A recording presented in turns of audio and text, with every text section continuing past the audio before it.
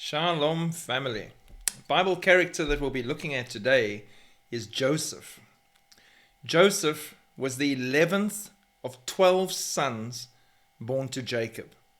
When Rachel finally had a child after years of infertility, she named him Joseph. Joseph's name means to add, which expressed her heartfelt prayer. May God grant me an additional son. The name also reflects Asaph, which means to gather in, as his birth gathered in her shame of childlessness. We can also look at Asaph as the gathering in collectively, which we could tie to the rapture. Joseph was Jacob's favorite son, born in his old age to his beloved Rachel. Jacob made his affection very clear. He wasn't shy about that, and he gave Joseph a specially crafted, colorful garment. Right? The coat of many colors, which when we look into it properly, we can see how that represents many nations when we connect this to Jesus.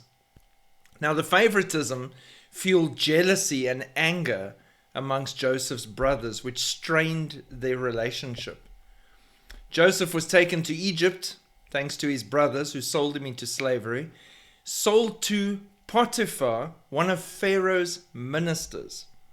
In Potiphar's house, Joseph's charm and success earned him a position as head of the household. Potiphar's wife was drawn to his good looks, and she tried to seduce him. One day, when no one else was home, she grabbed his garment so she could rip it off, demanding he give in, and Joseph fled, leaving his garment behind. After he rejected her advances, she was angry. So Potiphar's wife falsely accuses Joseph of trying to assault her. As a result, he's thrown into prison for something he never did. For 12 years. 12 years being innocent. But, this is the beautiful piece, far from wallowing in anger and indignation, he maintained his faith and, more importantly here, his positivity. He knew and focused on, not that he had been falsely accused, but that God was ultimately in control. He had the unique ability to accurately interpret dreams. While in prison, he interpreted the dreams of his fellow inmates, the royal sommelier and the royal baker. Word of Joseph's skill eventually reached Pharaoh, whose troubling dreams no one could explain, setting the stage for Joseph's incredible rise to power. All along, however, Joseph refused to take credit, and he always attributed his interpretations to God. His focus was God and honoring God. Joseph explained Pharaoh's dreams as a divine message predicting 7 years of plenty, followed by 7 years of famine. He advised Pharaoh how to prepare for the famine. Impressed by that wisdom and advice, Pharaoh appointed him as his viceroy, a dramatic transformation from persecuted prisoner for 12 years to powerful prince, second only to Pharaoh. Talk about being lifted from the bottom right to the top. One of the most dramatic accounts in the Bible is the story of his interaction later with his brothers. Joseph had been separated from Jacob for 22 years, outside of his control. 1 year in Potiphar's home, 12 years in prison, and then 9 as viceroy of Egypt before they were finally reunited. This, remarkably, as always is with the Bible, echoes the 22 years Jacob spent away from his own father, Isaac, while working for Laban for his 2 wives. So his father was away from home for 22 years, and now he had been away from home for 22 years.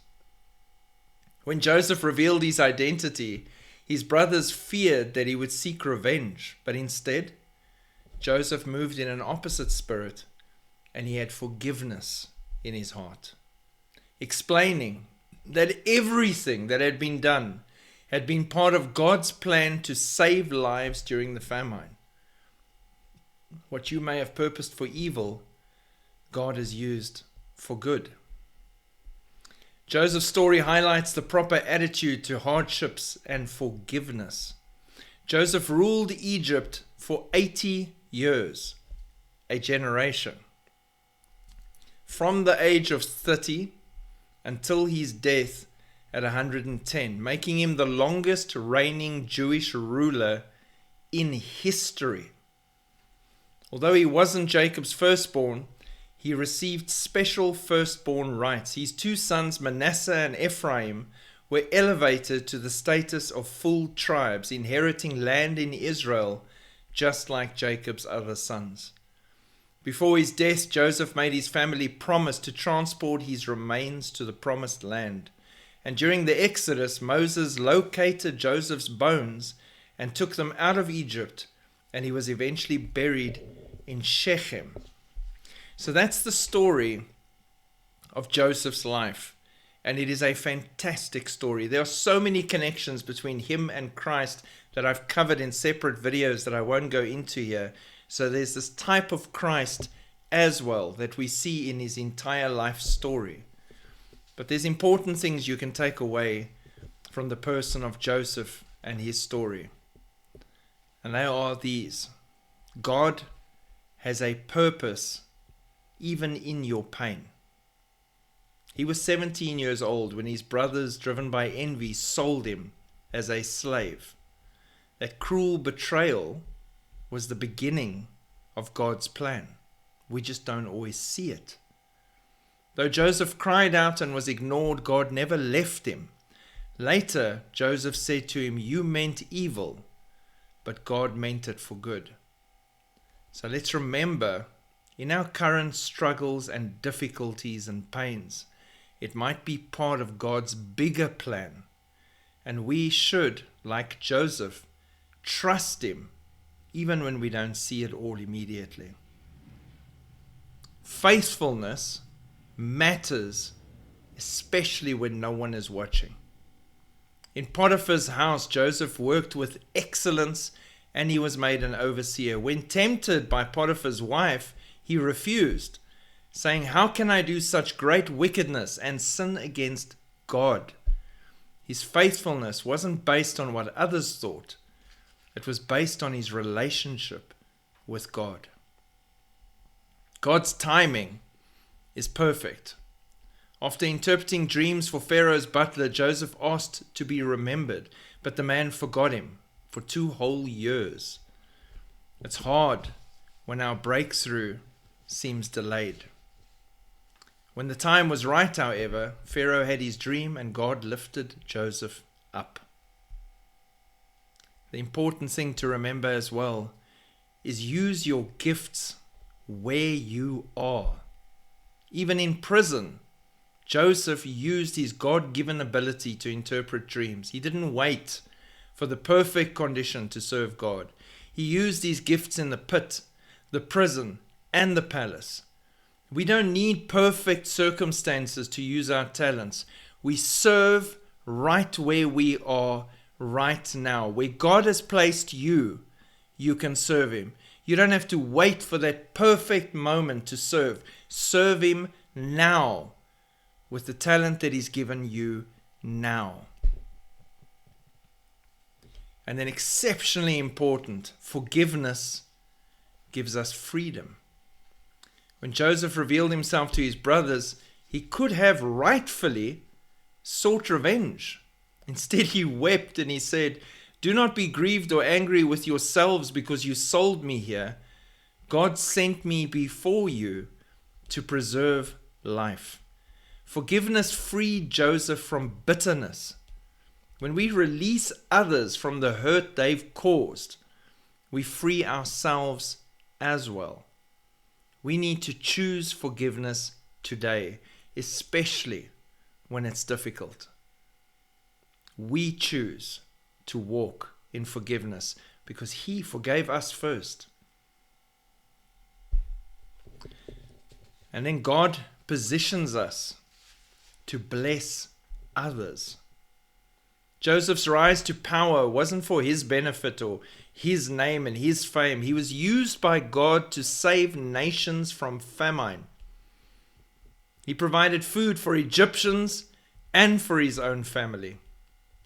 Wherever God's placed you, whatever position He places us in, it's never just for personal gain. He's placed you there so that you can bless others and thereby bring glory to God. And finally, most importantly, always remember that God is in control.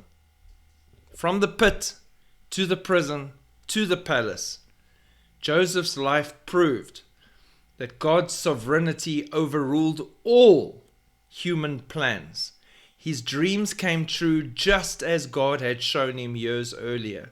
Even betrayal, false accusation, and delays couldn't stop God's purpose. When life feels chaotic, we can rest knowing God has seen the full picture. Trust His plan, especially when we don't understand it. Whatever challenges you're facing today, remember God can turn difficulties into something so meaningful that can change your life and the lives around you. God is always in control.